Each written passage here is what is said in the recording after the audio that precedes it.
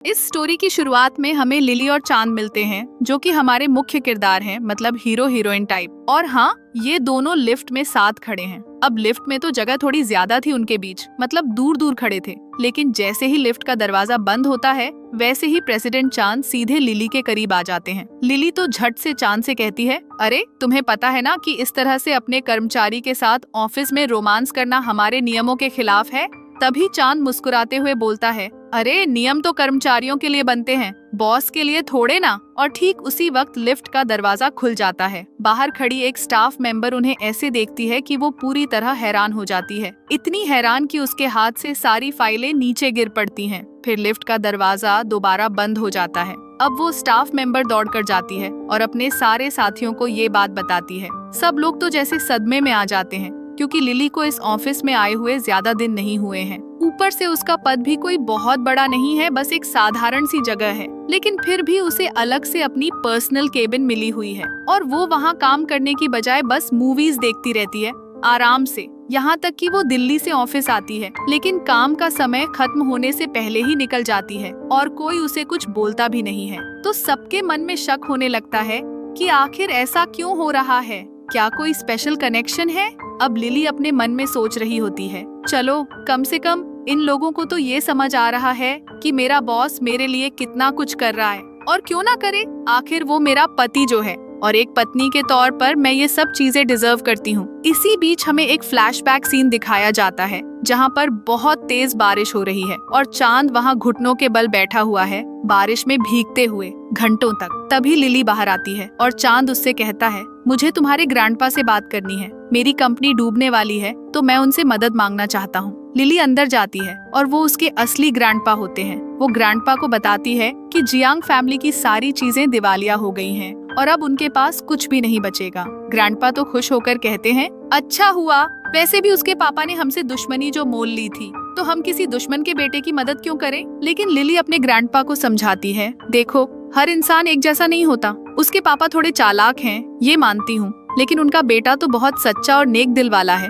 क्यों ना हम एक बार उसकी मदद करके देखें। ग्रैंडपा लिली की बात से इतने प्रभावित होते हैं कि कहते हैं, तुम बिल्कुल सही कह रही हो, वैसे भी अगर हम चाहें तो किसी को एक झटके में बर्बाद कर सकते हैं या किसी को एक दिन में राजा बना सकते हैं, तो चलो हम उसे एक मौका देते हैं। और बस इसके बाद वो चांद की मदद करने को तैयार हो जाते हैं। अब वापस आज के समय में आते हैं। यहाँ चांद बता रहा होता है कि उस वक्त ग्रैंडपा की मदद से ही आज उसके पास जो कुछ भी है वो सब हासिल किया है। हाँ, अपनी मेहनत भी उसने खूब की है, ये अलग बात है, लेकिन चांद को लिली की असली पहचान के बारे में कुछ पता नहीं है। फिर भी उन दोनों की शादी हुई थी और वो भी दोनों की अपनी मर्जी से, लेकिन ये शादी एक गुप्त शादी है, मतलब सीक्रेट मैरिज, जहाँ किसी को भी इनकी असली पहचान का पता नहीं चलता। फिर सीन शिफ्ट होता है, जहाँ लिली उन स्टाफ मेंबर्स के पास जाती है। वो लोग धीरे धीरे उसके बारे में बातें कर रहे होते हैं उसे देखते हुए। तभी लिली उन्हें चेतावनी देती है, याद रखना तुम लोग ऑफिस काम करने आते हो, गॉसिप करने नहीं। अगर कोई बेकार की अफवाह फैलाई तो मैं उस अफवाह फैलाने वाले को इस ऑफिस में टिकने नहीं दूंगी। और वो वहाँ से चली जाती है। अब हम नेहा को देखते हैं, जो मुंह बनाकर खड़ी है और सोच रही है, आखिर ये खुद को इस कंपनी की मालकिन समझती क्या है, मैं भी देखती हूँ इसे। वो बहुत गुस्से में अपनी डेस्क पर जाती है। दरअसल नेहा तो चांद की असिस्टेंट बनना चाहती थी, लेकिन वो बन नहीं पाई। उसके बजाय लिली चांद की असिस्टेंट बन गई और जो कुछ नेहा चाहती थी वो सब लिली को मिल रहा था। तभी लिली के हाथ में कुछ पैकेज होते हैं, जिन्हें वो सीधे कूड़ेदान में फेंक देती है।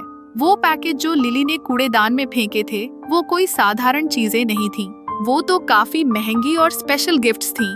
और नेहा इस पर इतनी गुस्से में आ जाती है कि बस। वो लिली से कहती है, अरे तुम क्या पागल हो गई हो, वो गिफ्ट्स मैंने खास चांद के लिए मंगवाए थे और तुमने उन्हें ऐसे ही फेंक दिया। लिली तो आराम से जवाब देती है, अरे इन बेकार की चीजों में क्या इतना खास था, बताओ तो सही। तब नेहा उसे बताती है कि वो घड़ी तो एकदम नई और ब्रांडेड डिजाइनर वाली थी, जिसे उसने नीलामी से खरीदा था। और वो केक, वो तो एक मशहूर बेकरी के शेफ से स्पेशल ऑर्डर पर बनवाया था। लेकिन अब लिली ने सब कुछ बर्बाद कर दिया है। लिली तो मुस्कुराते हुए कहती है, तुम इतनी फिक्र कर रही हो, लेकिन ये सब चीजें मुझे तो बस फेंकने लायक ही लगी। लगता है तुम ये सब एक तरफा प्यार में कर रही हो। और याद रखो, ऐसी चीजों पर शिकायत भी की जा सकती है, कहीं तुम किसी मुसीबत में ना फंस जाओ। इतना कहकर लिली वहाँ से निकल जाती है। अब नेहा को तो और भी गुस्सा आ जाता है। वो सोचती है हर बार ये ऐसी बातें करती है जैसे पूरी कंपनी उसी की खरीदी हुई हो। क्या अकड़ है यार। और बस नेहा सीधे चांद के केबिन में चली जाती है।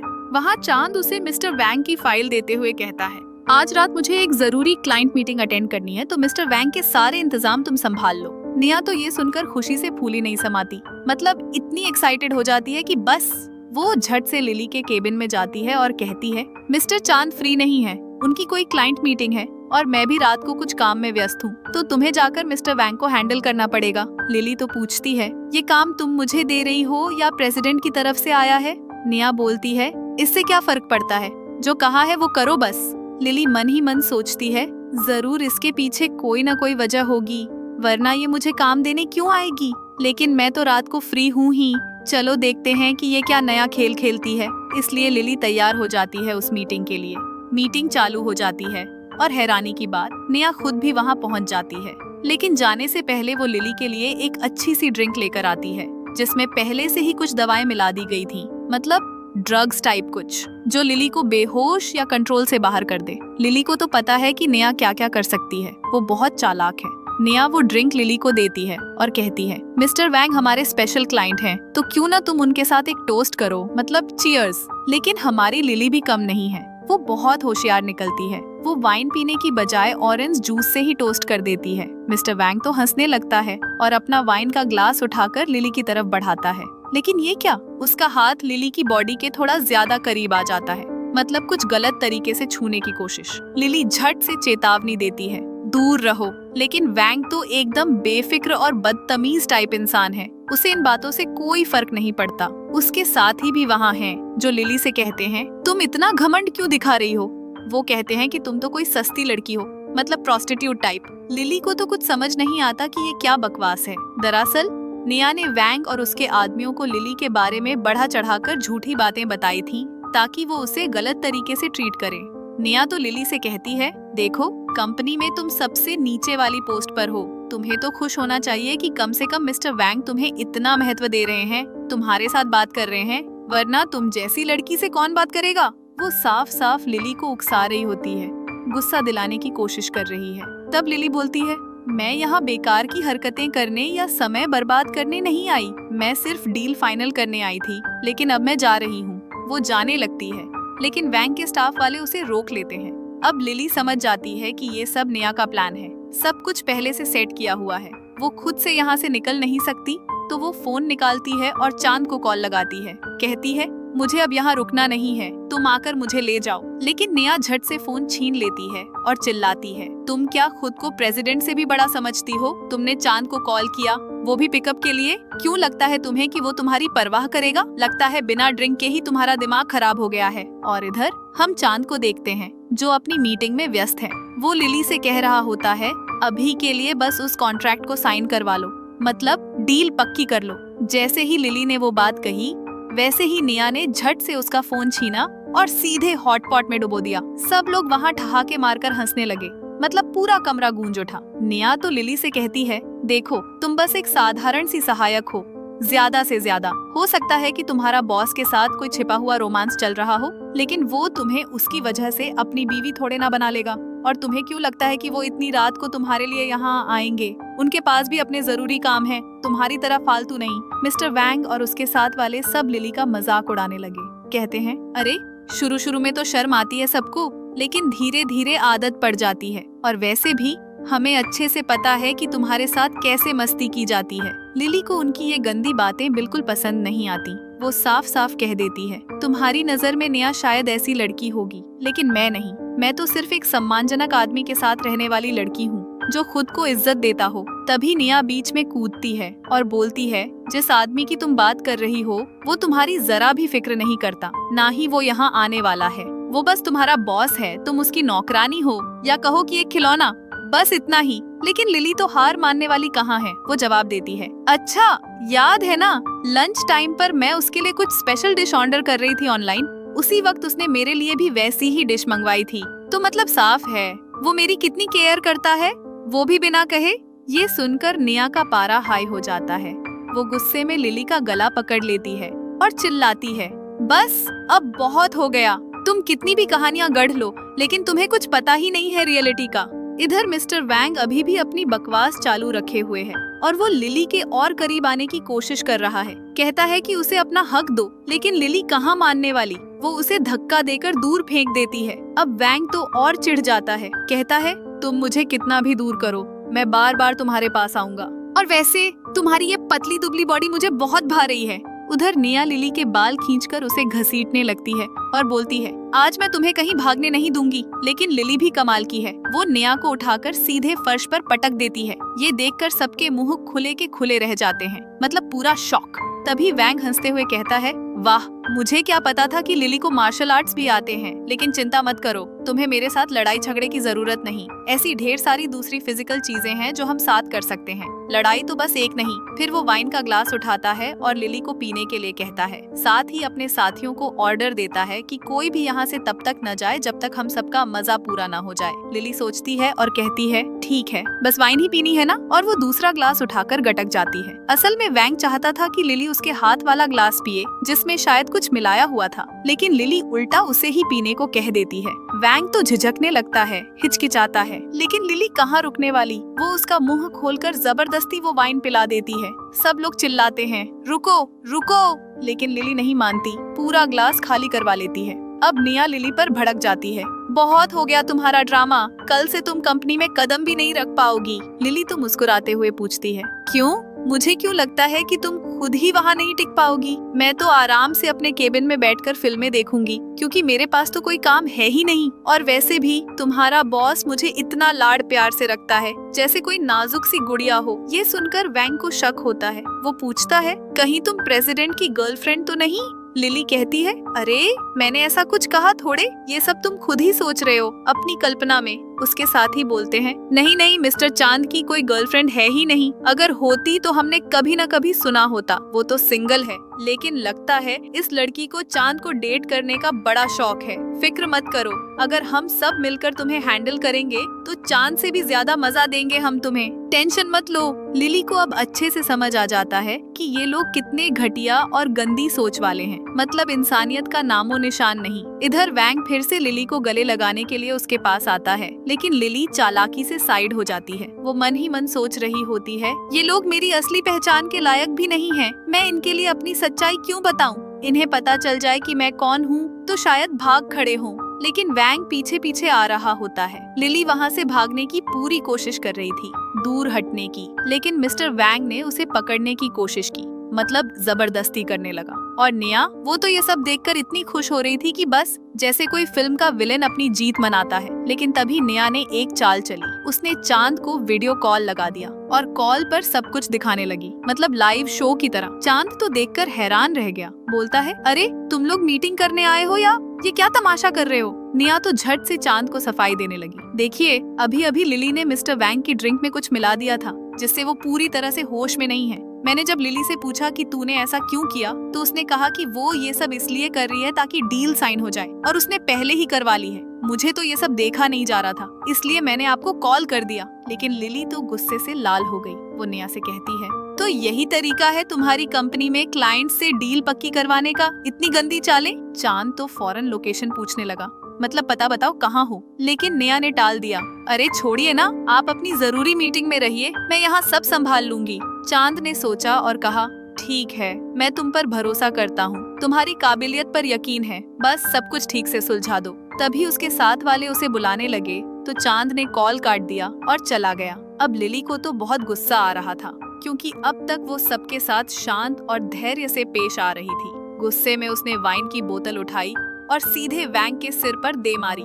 निया तो चिल्ला उठी, तुम पागल हो गई हो क्या? आज हम तुम्हें यहाँ से जिंदा नहीं जाने देंगे। और वैंग, वो तो और भड़क गया। कहता है, मैं यहाँ का सबसे अमीर आदमी हूँ और तुम मेरे साथ ऐसी बदतमीजी कर रही हो? बस उसने अपने गार्ड्स को बुला लिया, जो लिली को घुटनों पर बिठाकर उसके कपड़े उतारने की कोशिश करने लगे, मतलब पूरी तरह से बदसलूकी। लेकिन हमारी लिली भी कमाल की है, वो शांत होकर वैंग से कहती है, एक बार अपना वॉलेट तो चेक करो। वैंग ने गुस्से में वॉलेट निकाला और सारा सामान नीचे गिरा दिया। और क्या निकला? ढेर सारी वेडिंग फोटोज, मतलब शादी की तस्वीरें जिसमें लिली और चांद साथ थे। सबने वो फोटोज देखी तो जैसे बिजली गिर गई, सब शॉक में आ गए। निया तो बोल पड़ी, तुम सच में एक चालाक औरत हो। क्या तुम कोई साइको हो? तुमने बॉस की फोटोज एडिट करके ऐसी शादी वाली बना ली? लिली ने मुस्कुराते हुए जवाब दिया, अरे ये सब असली फोटोज हैं, एडिटेड नहीं। और तुम्हारा बॉस? वो मेरा पति है। निया तो हंस पड़ी, ये मुमकिन ही नहीं। मैं 7 साल से उसके साथ काम कर रही हूँ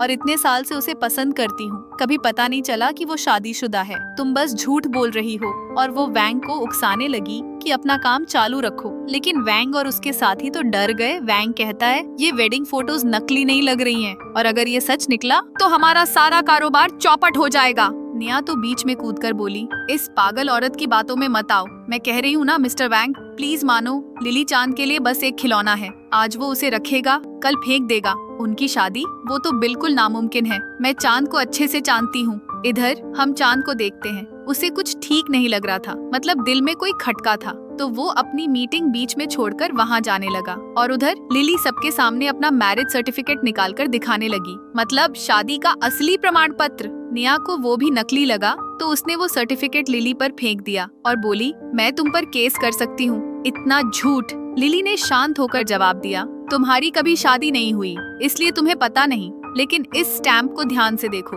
ये असली स्टैम्प है जो सिविल मैरिज ऑफिस से मिलता है।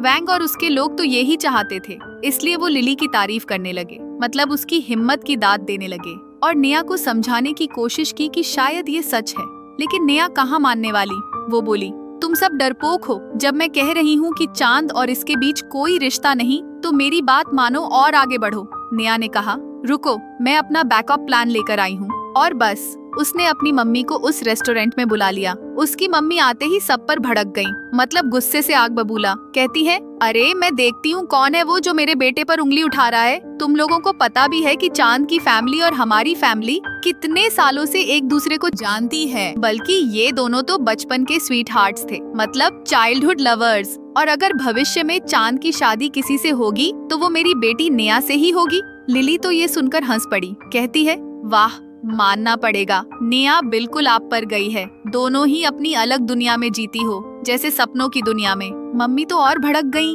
बोली, कोई बात नहीं, तुम्हें ये सब मजाक लग रहा है, लेकिन मैं तुम्हारा ये घमंड चंद मिनटों में तोड़ दूंगी। देखना, ये लोग कुछ नहीं कर पाएंगे। तो क्या हुआ, मेरे पास इतनी ताकत है कि मैं तुम्हें यहाँ से हमेशा के लिए बाहर कर सकती हूँ। और बस उन्होंने अपने बॉडीगार्ड्स को बुला लिया। वो गार्ड्स ने लिली को पकड़ लिया, मतलब कसकर जकड़ लिया। फिर मम्मी ने सबको ऑर्डर दिया कि वीडियोस बनाओ, ताकि ऑनलाइन पोस्ट करके इस बदनाम औरत को और भी ज्यादा बदनाम कर सकें, मतलब शर्मिंदा करने का प्लान। लिली ने सबको चेतावनी दी, ऐसा मत करो, ये गलत है। लेकिन कौन सुनता है, कोई उसकी बात पर यकीन नहीं कर रहा था, ना ही सुन रहा था। तभी निया आई और लिली को थप्पड़ मार दिया। कहती है, मैं चाहती हूँ कि तुम नीचे झुककर मुझसे माफी मांगो। इधर वैंग वाइन फेंक रहा था लिली पर, और निया ने हद पार कर दी। उसने लिली के बाल पकड़कर उसे कॉफी टेबल से टकरा दिया। इतना ही नहीं, वैंग को उकसाया कि इसके साथ जबरदस्ती करो। और सब लोग बेवकूफों की तरह वीडियोस बनाकर हंस रहे थे, जैसे कोई सर्कस चल रहा हो। लेकिन ठीक उसी वक्त चांद वहाँ धमाकेदार एंट्री करता है और सबको रोकता है, मतलब स्टॉप चिल्लाकर। चांद को देखते ही सबके चेहरे पीले पड़ गए और वो ऐसे एक्ट करने लगे जैसे कुछ हुआ ही नहीं। चांद तो लिली के पास गया और बोला, वाइफ, मुझे माफ कर दो, आने में देर हो गई, मुझे इन पर भरोसा नहीं करना चाहिए था। वाइफ शब्द सुनते ही सब डर के मारे कांपने लगे, मतलब पूरा कमरा साइलेंट। फिर सब एक एक करके बहाने बनाने लगे। अरे ये तो बस मिसअंडरस्टैंडिंग थी, हमने मैडम को कोई नुकसान पहुंचाने की कोशिश नहीं की। झूठ ऐसे बोल रहे थे जैसे चांद कोई बच्चा हो जो कुछ समझ ही नहीं रहा। चांद ने सबको चुप कराया। शांत रहो, लिली तो चांद से कहती है, तुम्हें पहले आना चाहिए था। फिर सब माफी मांगने लगे। अगर पता होता कि ये आपकी बीवी है तो हम कभी ऐसा नहीं करते। प्लीज हमें जाने दो, हमारी बात पर यकीन करो। चांद तो गुस्से में बोला, जिन पैसों से तुम खाते पीते हो, रहते हो, खर्च करते हो, आज तुम उसी की बीवी का तमाशा बनाने आए थे। ये मीटिंग मैंने डील साइन करने के लिए बुलाई थी, ना कि मेरी वाइफ का मजाक उड़ाने के लिए। आज मैं तुम में से किसी को नहीं छोड़ूंगा। तभी सबने निया और उसकी मम्मी पर इल्जाम लगाना शुरू कर दिया। हमने तो शुरू में मना किया था, लेकिन नेहा और उसकी माँ ने हमें उकसाया, प्रभावित किया कि ये सब करो। नेहा तो चांद से बोली, मैं तुम्हें 7 साल से जानती हूँ, 7 साल से तुम्हारे अंडर काम कर रही हूँ। अब मुझे रिजेक्ट करने के लिए ऐसा झूठा बहाना मत बनाओ कि तुम दोनों की शादी हो गई है। ठीक है, तुम मुझसे शादी नहीं करना चाहते, लेकिन इसका मतलब ये नहीं कि किसी सड़क छाप लड़की को अपनी बीवी बना लोगे। उसकी मम्मी भी वैसी ही बात दोहराती हैं। सही कहा, मैं और तुम्हारे पापा बहुत पुराने दोस्त हैं। अगर तुम्हारी शादी होगी तो मेरी बेटी से ही, और इस वजह से तुम्हारे पापा को भी कोई एतराज नहीं होगा। तो बेकार के बहाने मत बनाओ, वो भी ऐसी बदनाम लड़की के साथ। चांद तो भड़क गया, बकवास बंद करो और बार बार लिली को बदनाम लड़की कहना बंद करो। फिर उसने लिली का मैरिज सर्टिफिकेट उठाया, अपना भी निकाला और सबको दिखाते हुए बोला, ये सर्टिफिकेट सबूत है कि वो मेरी बीवी है और हमेशा रहेगी। आज जिसने भी कुछ किया मैं किसी को नहीं बख्शूंगा। तभी आंटी बोली, देखो तुम्हारी शादी एक साधारण लड़की से हुई है, क्या ये सही है? आंटी ने चांद से कहा, अगर तुम मेरी बेटी नेहा से शादी करते तो हमारी कंपनी इस देश की तीसरी सबसे बड़ी कंपनी बन जाती। तुम्हें पता है ना, तुम्हारे शेयर्स, निवेश सब कुछ डबल हो जाता। इस लड़की से शादी करके तो तुम्हें कोई फायदा नहीं मिलेगा, बल्कि अगर तुम इससे तलाक ले लो तो कोई बड़ी खबर भी नहीं बनेगी। बेहतर होगा इसे छोड़कर मेरी बेटी से शादी कर लो, सबका फायदा हो जाएगा। और हैरानी की बात, वैंग और उसके साथ वाले सब इस बात से सहमत होने लगे। मतलब सब हाँ में हाँ मिलाने लगे, जैसे कोई बिजनेस डील हो रही हो। तभी चांद ने सबको डांटते हुए कहा, मेरी निजी जिंदगी के बारे में तुम सब कौन होते हो फैसला करने वाले? मुझे किससे शादी करनी चाहिए या नहीं, ये मेरा अपना मामला है। फिर वो लिली की तरफ मुड़ा और बोला, प्लीज इनकी बातों पर ध्यान मत दो। मैंने तुमसे शादी पैसे कमाने या फायदे के लिए नहीं की है। मैं तुमसे सच्चा प्यार करता हूँ, बस इतनी सी बात है। लेकिन उसी वक्त लिली को कुछ गड़बड़ लगने लगी, मतलब उसे शक होने लगा। उसे वो पुराना समय याद आया जब चांद ने उसे प्रपोज किया था। तब चांद ने कहा था कि हमारी शादी को गुप्त रखें, मतलब सीक्रेट मैरिज। वजह, क्योंकि हम ऐसी फैमिली से हैं जहाँ दुश्मन बहुत ज्यादा हैं। अगर उन्हें पता चला कि मेरी बीवी है तो वो समझ जाएंगे कि तुम मेरी कमजोरी हो और हर बार तुम्हें निशाना बनाएंगे, इसलिए ये राज छिपा रखें। लिली ने तब हामी भर दी थी। क्यों? क्योंकि वो खुद ऐसी फैमिली से आती है जहाँ उसके ग्रैंडपा ने बचपन से उसकी असली पहचान छिपा कर रखी थी। तो ये उसके लिए भी फायदेमंद था, मतलब दोनों के लिए सेफ। लेकिन अब लिली को लग रहा था कि कहीं चांद उसे धोखा तो नहीं दे रहा या पहले से फुसला रहा है। तो लिली ने चांद से पूछा, ठीक है, मान लो मैं इनकी बातें नहीं मानती, लेकिन थोड़ी देर पहले नेहा ने तुम्हें वीडियो कॉल किया था, सब कुछ लाइव दिखाया, तुमने देखा भी था, फिर भी तुमने मुझे इग्नोर क्यों किया? जब कोई आदमी मुझे इस तरह से तंग कर रहा था तो तुम कैसे चुप रह सकते हो? चांद ने सफाई देते हुए कहा, नहीं, मैंने वो सब इग्नोर नहीं किया। मुझे तुरंत महसूस हुआ कि कुछ गड़बड़ है, इसलिए मैं अपनी मीटिंग बीच में छोड़कर यहाँ चला आया। अगर तुम चाहो तो मेरे फोन की कॉल्स चेक कर लो, मैंने किसी का भी कॉल नहीं उठाया और अब मैं उस मीटिंग में वापस नहीं जाऊंगा। पहले तुम्हें इंसाफ दिलाऊंगा, तब देखूंगा। नेहा तो बीच में कूद पड़ी, आखिर तुमने इस लड़की में क्या देख लिया? तुम्हें पता है ना, इसके माँ बाप गरीब थे, गांव के साधारण टीचर, और वो मर चुके हैं। जबकि तुम किस फैमिली से हो? मेरी फैमिली देखो, मेरे माँ बाप देखो, हमारा अलग क्लास है, इज्जत है, लेकिन तुम एक मामूली लड़की के साथ हो। चांद ने जवाब दिया, लिली के माँ बाप कौन हैं? इससे तुम्हें क्या? और वो मरे नहीं, उन्होंने अपनी जान कुर्बान की है। उसके पापा ने मुझे बचाते हुए अपनी जान दी। नेहा ने ताना मारा, ओह अब समझी, तुमने अपने जान बचाने वाले की बेटी से शादी की है फेवर चुकाने के लिए, वरना तुम्हारी शादी तो मुझसे होनी थी, एक अमीर और अच्छी लड़की से। लिली तो हंस पड़ी, बोली, अगर चांद की शादी मुझसे नहीं भी हुई होती तो भी मैं गारंटी देती हूँ कि तुमसे कभी नहीं होती, वो तुम्हारे साथ तैयार ही नहीं होता। तभी आंटी ने बड़बड़ाना शुरू कर दिया, अपनी फैमिली की तारीफें करने लगी, कितनी हाई क्लास हैं, कितनी रईस,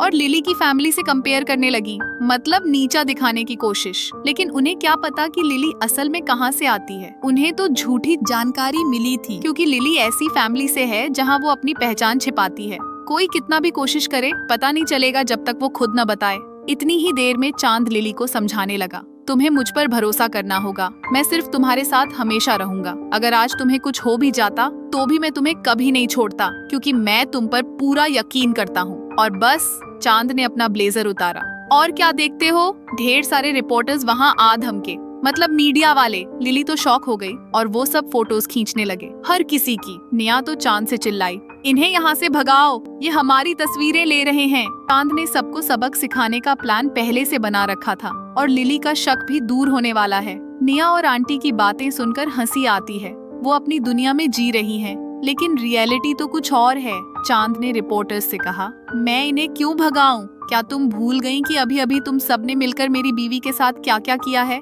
फिर वो रिपोर्टर्स को पूरी कहानी सुनाने लगा। मेरी बीवी यहाँ मीटिंग के लिए आई थी, लेकिन किसी को उसकी असली पहचान पता नहीं थी। इन्होंने उसे जानबूझकर बुलाया और उसके खिलाफ सारी साजिश रची।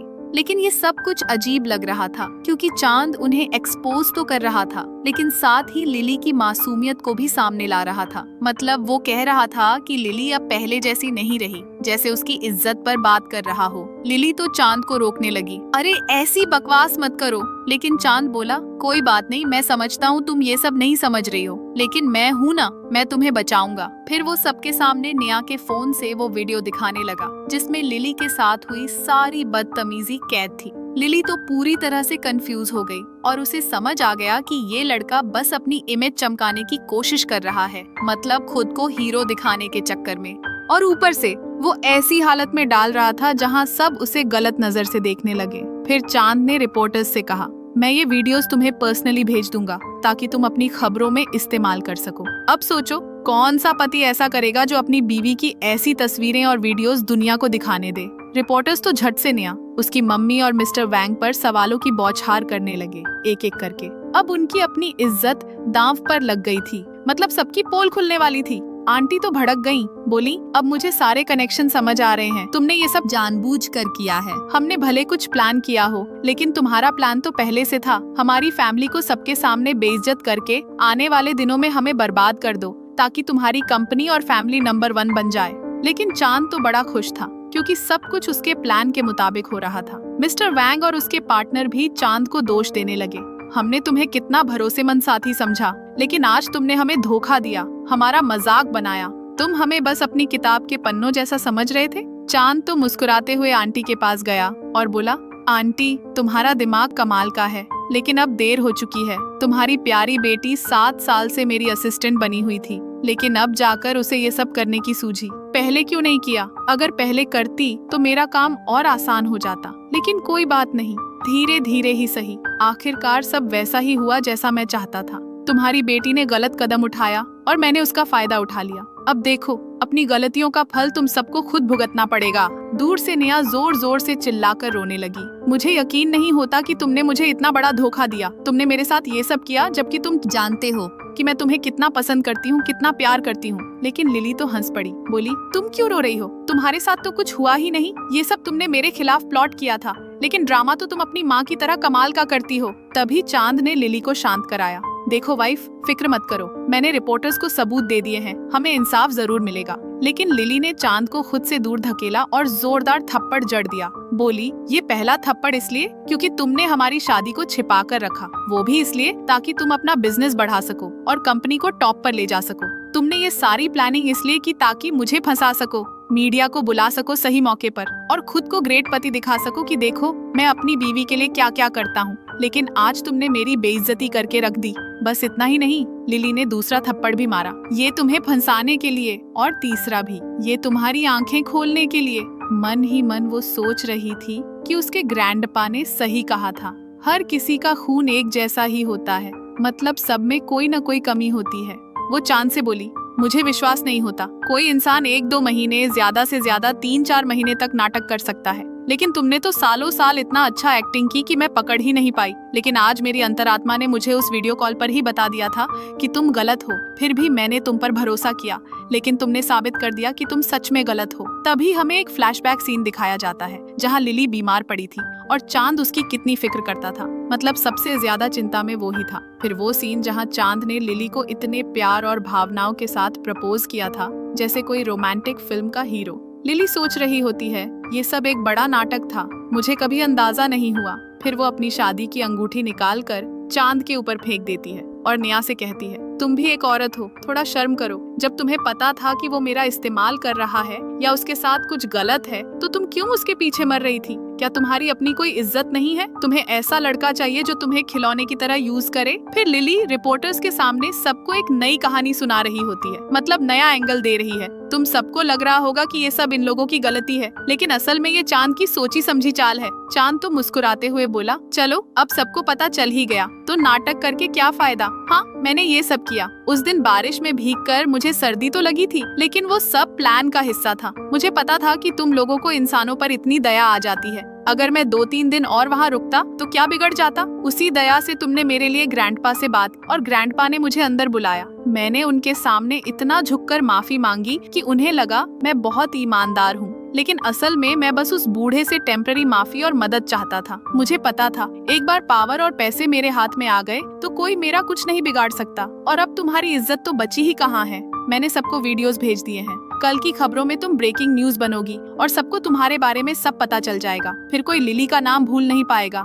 लिली तो गुस्से से आग बबूला हो गई। बोली, मानती हूँ कि तुम बहुत लालची हो, लेकिन अपनी जिंदगी से ज्यादा तुम्हें कुछ समझ नहीं आता। मेरे पापा की मौत तुम्हें बचाते हुए हुई है, तो क्या तुम्हें नहीं लगता कि कम से कम उनकी कुर्बानी और मेरी इज्जत का थोड़ा तो ख्याल रखते? चांद ने ठंडे तरीके से जवाब दिया, बार बार अपने बाप की बातें मत दोहराओ। मैंने क्या उनसे कहा था कि मेरी जान बचाओ, और चांद बचाई है तो क्या? मौत तो भगवान के हाथ में है। भगवान चाहते थे कि मैं जिंदा रहूं तो मैं बच गया, और वो चाहते थे कि तुम्हारे पापा मरे तो वो मर गए। इतनी सी बात समझ नहीं आती? आंटी तो बीच में कूद पड़ी। मानना पड़ेगा, तुम इतने घटिया इंसान हो सकते हो, हमें कभी अंदाजा नहीं था। आज मैं यहाँ इसलिए आई थी ताकि हमारी फैमिली और तुम्हारी फैमिली मिलकर एक बड़ी ताकत बने, टॉप पर आए। लेकिन तुमने साबित कर दिया कि तुम हमसे भी नीचे हो। भले कितने पैसे कमा लो, तुम कभी टॉप पर नहीं पहुँचोगे, हमेशा हारोगे, और मैं अपनी बेटी तुम्हें कभी नहीं दूंगी। निया तो रोते हुए बोली, आखिर मैंने क्या क्या नहीं किया, और तुमने मुझे अपना कितना अच्छा साइड दिखाया, लेकिन आखिर में तुमने हमें धोखा दे दिया। चांद तो हंस पड़ा।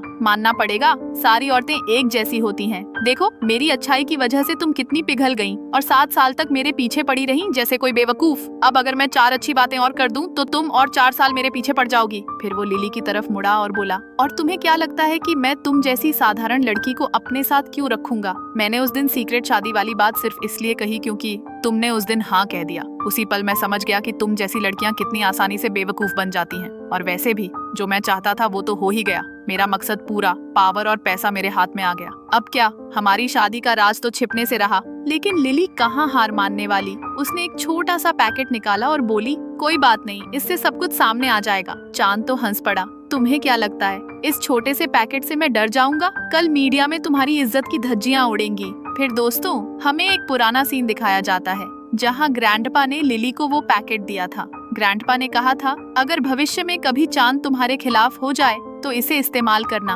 वो बस उम्मीद कर रहे थे कि ऐसा दिन कभी ना आए, लेकिन अफसोस वो दिन आ ही गया। लिली ने पैकेट खोला और अंदर क्या, डिवोर्स के कागजात, और सबसे हैरानी की बात, उनमें चांद के सिग्नेचर पहले से ही थे। लिली को तुरंत समझ आ गया कि ग्रैंडपा को सब कुछ पहले से भनक लग गई थी, क्योंकि चांद तो उनके बेटे का खून है, मतलब वैसी ही चालाकी वाला। बस लिली ने भी उन कागजों पर साइन कर दिए और सबके सामने ऐलान कर दिया, हमारा डिवोर्स हो गया। निया की मम्मी तो ये देखकर इतनी खुश हुई कि बस चांद पर तंज कसते हुए बोली, अब तुम क्या करोगे? तुम हमें बर्बाद करने चले थे, लेकिन खुद बर्बाद हो रहे हो। चांद तो ये देखकर हैरान रह गया, क्योंकि उसने कभी ऐसे कागजों पर साइन नहीं किए थे। तो फिर ये सिग्नेचर कहाँ से आए? फिर एक और पुराना सीन दिखाया जाता है जहाँ ग्रैंडपा चांद की कंपनी में ढेर सारे कागज लेकर आए थे। ग्रैंडपा ने कहा था, ये शेयर्स के ड्राफ्ट हैं, जल्दी साइन कर दो, जितनी जल्दी करोगे उतना फायदा मिलेगा। चांद ने बिना पढ़े सब पर साइन कर दिए, और उनमें से एक डिवोर्स का कागज भी था जो अनजाने में साइन हो गया। वाह, क्या स्मार्ट प्लानिंग थी ग्रैंडपा की। लगता है जैसे उन्होंने भविष्य देख लिया था। अब रिपोर्टर्स को एक नई बड़ी खबर मिल गई, और लिली उन्हें अपनी पूरी संघर्ष की कहानी सुना रही थी। मतलब सब कुछ डिटेल में बता रही थी कि कैसे ये सब एक साजिश थी। लेकिन चांद कहाँ चुप रहने वाला, वो लिली को मनाने लगा। देखो, अब तुम घर जाकर क्या करोगी? वो बूढ़ा तुम्हें सिर्फ नौकरानी समझता था। इतना सब होने के बाद वो तुम्हें वापस लेगा भी? मेरी बात मानो, मेरे साथ आ जाओ, मैं तुम्हें फिर से अपनाऊंगा, कोई और तो तुम्हें अपनाएगा नहीं। फिर चांद ने उन डिवोर्स कागजों को फाड़कर फेंक दिया। बोला, अब से जैसा तुम कहोगी वैसा होगा। मेरे साथ रहोगी तो आराम की जिंदगी जी सकोगी, ऐश करोगी। लेकिन लिली ने साफ मना कर दिया, मुझे किसी लड़के की जरूरत नहीं, ना ही किसी पर निर्भर होने की। मैं खुद अपने दम पर जी सकती हूँ। और ग्रैंडपा को बार बार बूढ़ा कहना बंद करो, क्योंकि मैं उनकी पोती हूँ। ये सुनते ही रिपोर्टर्स को एक और धमाकेदार खबर मिल गई। मतलब ब्रेकिंग न्यूज पर ब्रेकिंग न्यूज। सब शॉक में आ गए, जैसे बम फटा हो। तभी मिस्टर डोंग मतलब ग्रैंडपा का असिस्टेंट वहाँ आ धमका। आंटी तो उसे देखकर सोच में पड़ गईं। ये इंसान मुझे जाना पहचाना लग रहा है। असिस्टेंट ने लिली से कहा, मैडम आप हमारे साथ चलिए। आप किसी की मोहताज नहीं हैं, ना ही कोई आपकी बराबरी कर सकता है। घर पर सब आपका इंतजार कर रहे हैं। चांद तो भड़क गया। बेकार का नाटक बंद करो। तुम्हें क्या लगता है तुम्हारा सरनेम ग्रैंडपा से मिलता जुलता है तो तुम उनकी फैमिली का हिस्सा बन जाओगी? शायद उन्होंने तुम्हें गोद लिया होगा क्योंकि तुम्हारे माँ बाप जिंदा नहीं थे, बस छत दी होगी। लेकिन इसका मतलब ये नहीं कि तुम उनका असली खून हो। रिपोर्टर्स भी चांद की बातों पर सहमत लग रहे थे, मतलब सब वही सोचने लगे। लेकिन असिस्टेंट ने शांत होकर जवाब दिया, देखिए मैडम की हैसियत इतनी बड़ी है कि आप सब मिलकर भी उसका अंदाजा नहीं लगा सकते। लेकिन फिर भी मैं आपको डोंग फैमिली की पूरी कहानी बताता हूँ, मतलब उनकी पीढ़ियों का इतिहास, कि मैडम का असली दर्जा क्या है। इसके बाद भी अगर आप नहीं समझे तो आपकी गलती।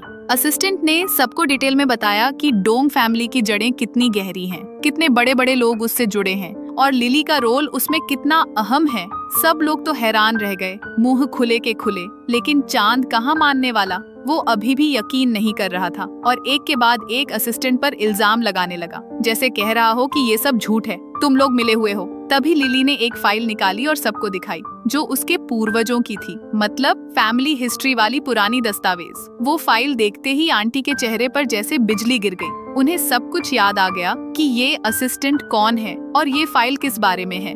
आंटी तो खुद बोल पड़ी, अरे ये सब कुछ नकली नहीं हो सकता, ये असली है, मैं जानती हूँ। बस लिली ने सबके सामने बड़ा ऐलान कर दिया, 1 महीने बाद डिवोर्स का वो वेटिंग टाइम खत्म हो जाएगा, मतलब, और फिर मैं एक प्रेस कॉन्फ्रेंस करूंगी जहां सबको बताऊंगी कि ये कंपनी असल में कितनी घटिया है, उसके स्टैंडर्ड्स कितने गिरे हुए हैं।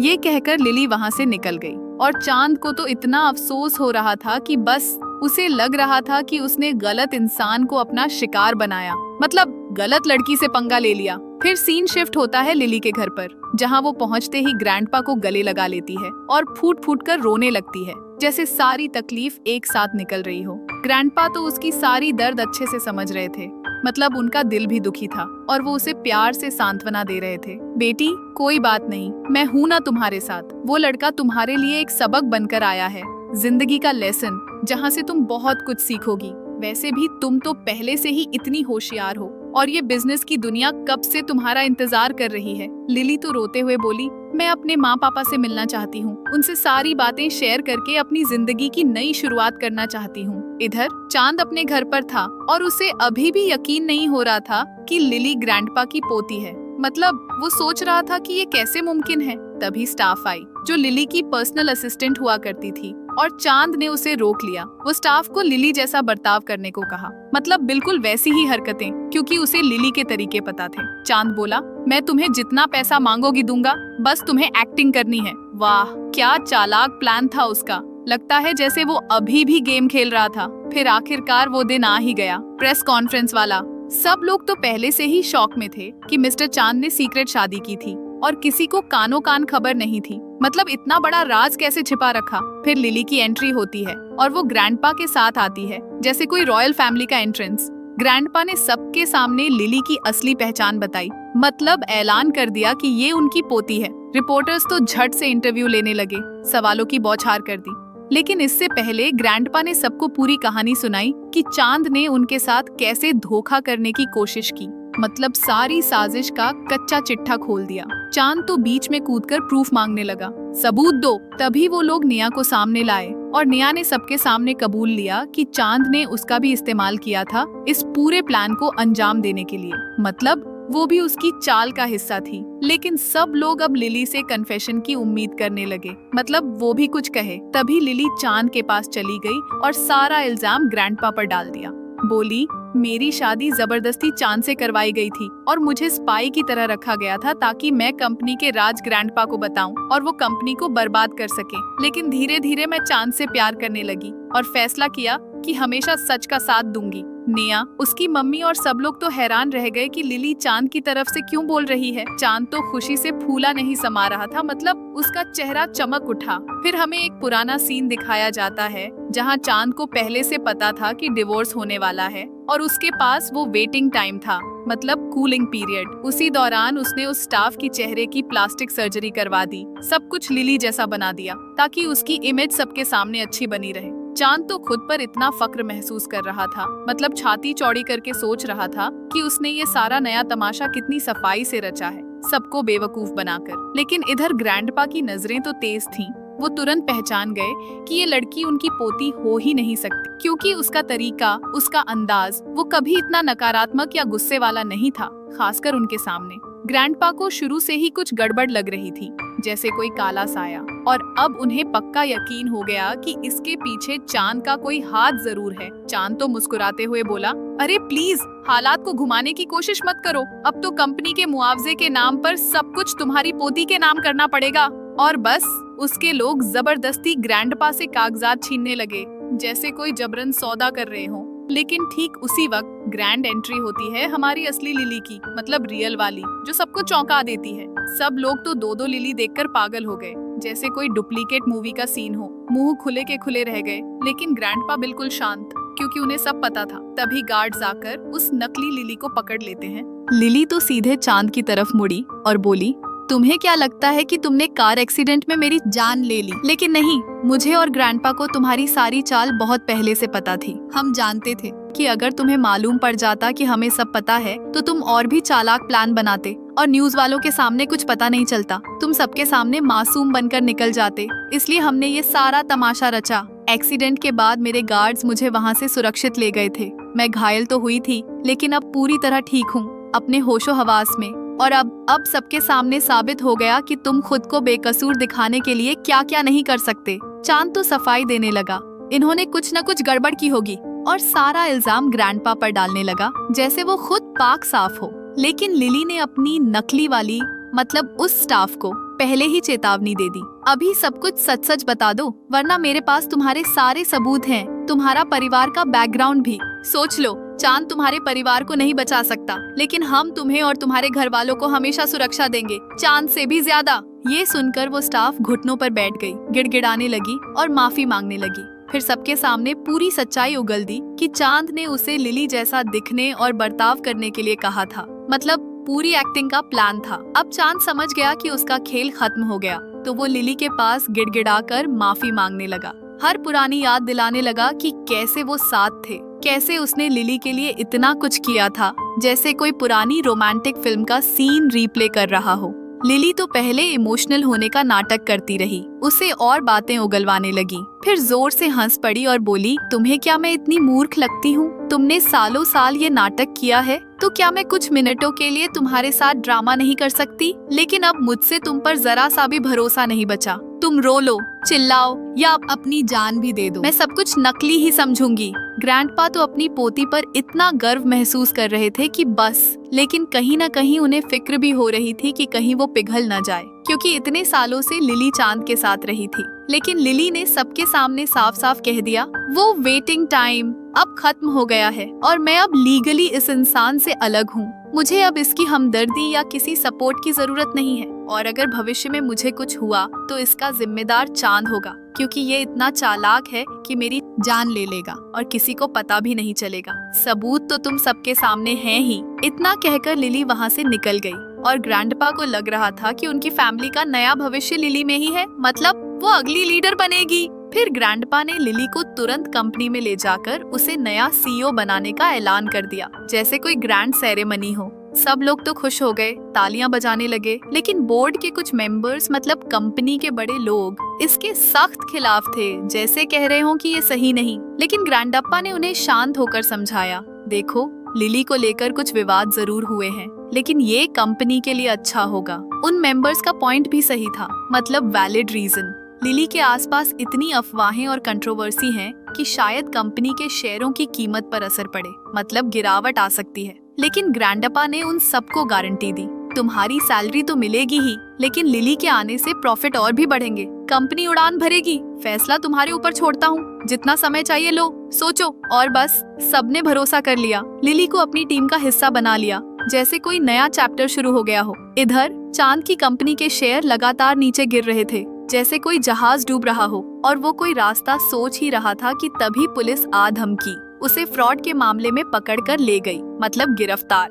फिर सीन शिफ्ट होता है जहाँ ग्रैंडपा और लिली साथ बैठकर लंच कर रहे थे, जैसे कोई फैमिली टाइम। और ग्रैंडपा लिली को समझा रहे थे, बेटी एक बड़ी बोली होने वाली है, मतलब बिडिंग, और तुम्हें वो जीतनी होगी ताकि सबका भरोसा और मजबूत हो जाए, सब तुम्हें और ज्यादा माने। निया अब लिली के सामने आकर साफ साफ माफी मांगने लगती है, जैसे कह रही हो कि सॉरी मैंने गलती की। लिली तो मुस्कुराते हुए जवाब देती है, अरे कोई बात नहीं, लेकिन तुम्हें अभी मुझसे बहुत कुछ सीखना बाकी है, मतलब जिंदगी के सबक जो मैंने खुद सीखे हैं।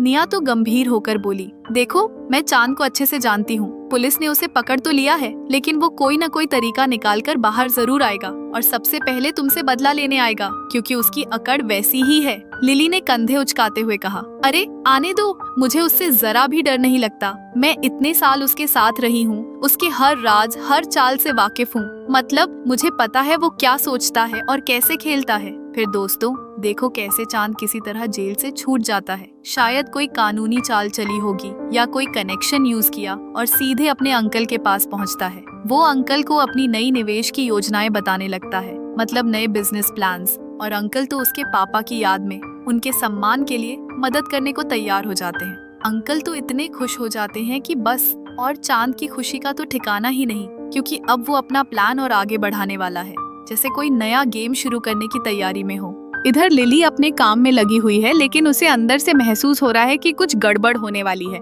मतलब कोई नई मुसीबत आने वाली है। लेकिन वो इतनी कॉन्फिडेंट है कि सोचती है चाहे जो हो मैं सब कुछ ठीक कर लूंगी, अपनी ताकत पर भरोसा है। वाह क्या लड़की है यार लिली, वो कभी हार नहीं मानती, हमेशा आगे बढ़ती है, और ये देखकर तो इंस्पिरेशन मिलता है कि मुश्किलों में भी खुद पर यकीन रखो। फिर आखिरकार वो बड़ा इवेंट आ जाता है, बिडिंग वाला, मतलब बोली लगाने का प्रोग्राम, जहां लिली ने पहले से ही हिस्सा लेने का फैसला कर लिया था, जैसे कह रही हो कि मैं तैयार हूँ हर चुनौती के लिए। लेकिन हैरानी की बात, चांद भी वहाँ पहुँच जाता है, वो भी एक कंपटीटर बनकर, मतलब बोली लगाने वाले में शामिल। अब बिडिंग शुरू हो जाती है, जहाँ ढेर सारे लोग हिस्सा लेते हैं और कईयों को फायदा होता है, जैसे कोई बड़ा बाजार लग गया हो जहाँ हर कोई अपनी किस्मत आजमाता है। आखिर में एक आखिरी बोली बची रहती है, वो सबसे महत्वपूर्ण वाली, जिस पर सबकी नजरें टिकी हैं, जैसे कोई ट्रॉफी हो जिसे जीतना जरूरी है। लिली और चांद दोनों ही उसे हासिल करना चाहते हैं और उनके बीच इतना जोरदार झगड़ा शुरू हो जाता है,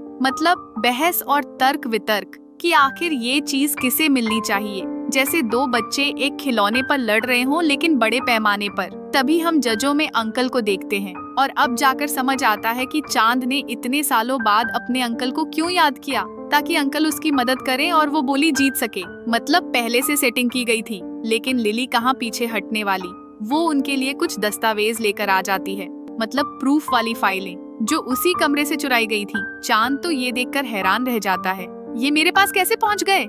लिली मुस्कुराते हुए बोली, शौक लगाना। फिर हमें एक पुराना सीन दिखाया जाता है, जहां रात में लिली सो रही थी, लेकिन असल में सोने का नाटक कर रही थी, और कोई चुपके से वो दस्तावेज चुराने आया था। लिली को पता था कि ये किसकी करतूत है, तो उसके गार्ड्स ने उस चोर को पकड़ लिया और सच्चाई उगलवाई, मतलब टॉर्चर नहीं लेकिन पूछताछ करके झूठ बोलवाया। चांद को लग रहा था कि दस्तावेज उसके पास सुरक्षित हैं, लेकिन लिली ने असली वाले सबमिट कर दिए। फिर अंकल, जो चांद के अपने हैं, लिली के खिलाफ बोलने लगते हैं, क्योंकि वो तो अपना भतीजा का साथ देंगे ही, जैसे फैमिली मेंबर हमेशा साइड लेते हैं। लेकिन लिली और सबूत लेकर आती है, मतलब एग्रीमेंट्स और टेंडर्स की ढेर सारी फाइलें, जिन्हें देखकर सबको यकीन हो जाता है कि लिली ही वो बोली जीतने लायक है, मतलब उसका दावा मजबूत है। लेकिन तभी चांद एक फोटो निकालता है जिसमें ग्रैंडपा को किडनैप किया हुआ दिख रहा है, और उस फोटो से लिली को धमकाने लगता है, मतलब ब्लैकमेल। वो कहता है, बोली छोड़ दो तो मैं तुम्हारे ग्रैंडपा को छोड़ दूंगा, लेकिन अगर ये बोली तुम्हें इतनी प्यारी है तो सॉरी, तुम्हारे ग्रैंडपा मुझे भी बहुत प्यारे हैं, लेकिन वो जल्दी ही ऊपर वाले के प्यारे हो जाएंगे। लिली तो ये सुनकर सबके सामने अपनी सारी दावेदारी मान लेती है, मतलब सब कुछ कबूल कर लेती है, जैसे कह रही हो कि हाँ मैं गलत थी। सब लोग शॉक हो जाते हैं, बोलते हैं तुमने इस बोली को मजाक समझ रखा है क्या, जो कहोगी हम मान लेंगे। और अब तक जो सबूत दे रही थी वो चांद की चीजों को गैर कानूनी बता रही थी, उनका क्या? लिली तो माफी मांगते हुए बोली, सॉरी मैं तो पागलों की तरह बोल रही थी, ये सारे सबूत नकली हैं। ग्रैंडपा को बचाने के लिए वो सारी सच्चाई को झूठ में बदल देती है और सारा इल्जाम खुद पर ले लेती है, जैसे कोई हीरोइन अपनी फैमिली के लिए कुर्बानी दे रही हो। सब लोग तो लिली से बहुत निराश हो जाते हैं, मतलब डिसअपॉइंटेड, जैसे कह रहे हो कि तुम इतनी कमजोर निकली। फिर हम अंकल को देखते हैं, जिन्हें अब समझ आ रहा है कि चांद कितना महत्वाकांक्षी है, मतलब कितना लालची और आगे बढ़ने का भूखा। वो हर तरीके आजमाता है, चाहे कितने भी गंदे क्यों ना हो, लेकिन अपनी चीज हासिल करके रहता है, जैसे कोई ऐसा खिलाड़ी जो जीतने के लिए कुछ भी करेगा। जज ने फैसला सुनाया कि वो बोली, मतलब बिडिंग लिली को मिलेगी। हाँ, मिसेस लिली को। लिली तो खुद हैरान रह गई, जैसे सोच रही हो कि ये कैसे हो गया। और सबसे बड़ा झटका तो चांद को लगा। वो तो जैसे बौखला गया कि उसके अपने अंकल ने उसे कैसे धोखा दे दिया। मतलब जिस पर सबसे ज्यादा भरोसा था, वही पीठ में छुरा घोंप रहा है। चांद का चेहरा देखने लायक था। वो पूरा अपना संतुलन खो बैठा, गुस्से से लाल हो गया, चिल्लाने लगा जैसे कोई बच्चा अपना खिलौना खोकर रो रहा हो। लेकिन अंकल ने उसे शांत करने की कोशिश की। बोले, बेटा, तुम इस बिजनेस की दुनिया के लिए बने ही नहीं हो। यहाँ इतनी चालाकी और धैर्य चाहिए जो तुम में नहीं है। बेहतर होगा तुम बाहर रहो। फिर अचानक ग्रैंड एंट्री होती है, ग्रैंडपा की। चांद तो उन्हें देखकर जैसे पत्थर हो गया, शॉक में आ गया, चिल्लाया, इन्हें तो मैंने किडनैप कर लिया था, ये यहाँ कैसे? लेकिन दोस्तों, अब हमें एक पुराना सीन दिखाया जाता है, जहाँ पता चलता है कि अंकल कितने कृतज्ञ इंसान हैं, मतलब एहसान मानने वाले। असल में ग्रैंडपा ने अंकल की पहले बहुत मदद की थी। जब अंकल के पास कुछ नहीं था, तब ग्रैंडपा ने निवेश किया, फ्री में पैसे दिए, और उसी से अंकल ने अपना पूरा साम्राज्य खड़ा किया था। जैसे कोई छोटा पौधा बड़ा पेड़ बन गया हो। इसलिए आज अंकल उनका एहसान चुकाते हुए ये सब कर रहे थे, मतलब पुराना कर्ज उतार रहे थे। और वो किडनैपिंग, वो तो चांद ने ही अंकल से कहकर करवाई थी, लेकिन फोटो पूरी तरह नकली थी, मतलब एडिटेड। ग्रैंडपा को कुछ हुआ ही नहीं था, वो सुरक्षित थे। अंकल ने सबके सामने चांद को बेनकाब कर दिया। बोले, पिछली बार ये पुलिस से बच निकला था, तरह तरह के बहाने बनाकर, लेकिन इस बार हम ऐसे इंसान को न बिजनेस की दुनिया में आने देंगे, न समाज में। ये धोखेबाज है। बस पुलिस आ गई और चांद को फिर से गिरफ्तार करके ले गई, जैसे कोई चोर पकड़ा गया हो। और सब लोग तालियां बजाने लगे, लिली को उस बोली जीतने पर बधाई देने लगे। मतलब पूरा माहौल खुशी से भर गया। फिर सीन थोड़ा आगे शिफ्ट होता है, कुछ समय बाद का, जहाँ ग्रैंडपा और लिली आराम से बैठकर बातें कर रहे हैं, जैसे कोई दादा पोती की प्यारी सी गपशप चाय की मेज पर। लिली पूछती है, ग्रैंडपा, आपको कभी लगता नहीं कि मुझे शादी कर लेनी चाहिए, मतलब कोई साथी ढूंढ लूं? ग्रैंडपा तो मुस्कुराते हुए जवाब देते हैं, नहीं बेटी, मुझे लगता है तुम खुद अपने लिए काफी हो, मतलब तुम अकेले ही पूरी हो, खुश रह सकती हो। अगर शादी करनी होगी तो तुम खुद फैसला लोगी, और अगर नहीं तो कोई दबाव नहीं। लेकिन हाँ, अगर तुम किसी बच्चे को गोद लेना चाहो, मतलब अपना ग्रैंड चाइल्ड बनाना चाहो, तो मैं कभी मना नहीं करूँगा। तुम्हें पूरी आजादी है, क्योंकि मैं तुम पर पूरा भरोसा करता हूँ। तुम जो करोगी वो सही होगा। लिली तो ऊपर वाले का शुक्रिया अदा करने लगती है, मन ही मन सोचती है कि कितनी खुशकिस्मत हूँ मैं, जिन्हें इतने अच्छे माँ बाप मिले, और खासकर ऐसे ग्रैंडप्पा जो हमेशा साथ खड़े रहते हैं, जैसे कोई मजबूत दीवार। भले ही जिंदगी में कुछ ऊटपटांग लोग आए, जैसे चांद टाइप के, लेकिन वो सब तो सबक बन कर गए, मतलब लाइफ लेसन जो हमें और मजबूत बनाते हैं। और बस इसी के साथ स्टोरी का ये सफर खत्म होता है।